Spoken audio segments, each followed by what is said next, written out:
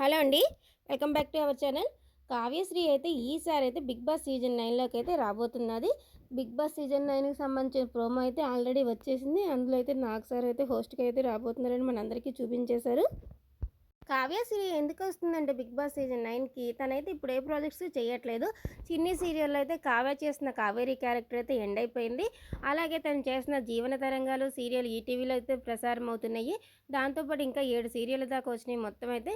ఇవన్నీ కూడా మొత్తం అన్నీ కూడా త్వరలో ముగియపోతున్నాయంట. అది అనుకోకుండా వచ్చిన హఠాత్ పరిణామంలాగా ఆ సీరియల్ వచ్చినట్లే వచ్చి త్వరలోనే ముగియనున్నాయి.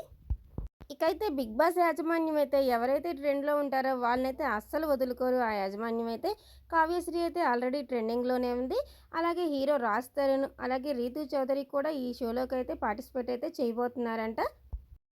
'బిగ్ బాస్' సీజన్ 9 ప్రోమో చూస్తే గనక కామన్ మ్యాన్స్ ఎంట్రీ కూడా ఉన్నట్లుగానే ఉంది ఆ ప్రోమో అయితే. అలాగే ఇప్పుడు నిఖిల్ అయితే 'బిగ్ బాస్‌లోకి ఎంట్రీ ఇచ్చినప్పుడు స్టేజ్ మీద నేను సింగిల్ అని చెప్పాడు. అలాగే షోకి మధ్యలో అయితే కొన్ని రోజుల తర్వాత అయితే నా లవ్‌ని నేను మిస్ అవుతున్నాను. బయటికి వెళ్ళంగానే తనని కలవాలని చెప్పాడు.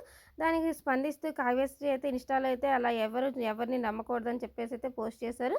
మరి ఇప్పుడైతే నిఖిల్ కాకుండా కావ్య ఎళ్తున్నారు కదా సీజన్ 9లోకి.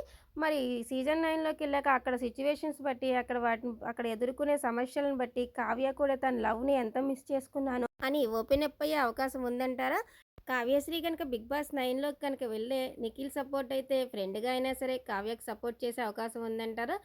అంటే వాళ్ళే అంటున్నారు కదండీ! సిట్యుయేషన్స్ బట్టి మనుషులు మారతారని చెప్పేసి. మరి ఏమో అక్కడ సిట్యుయేషన్స్ ఏం డిమాండ్ చేస్తాయో మనమైతే వెయిట్ చేయాల్సిందే. వీడియో గనుక నచ్చితే లైక్ చేసేయండి. అలాగే మన ఛానల్‌ని కొత్తగా ఎవరైనా చూస్తే సబ్స్క్రైబ్ అయితే చేసేయండి. Thank you for watching.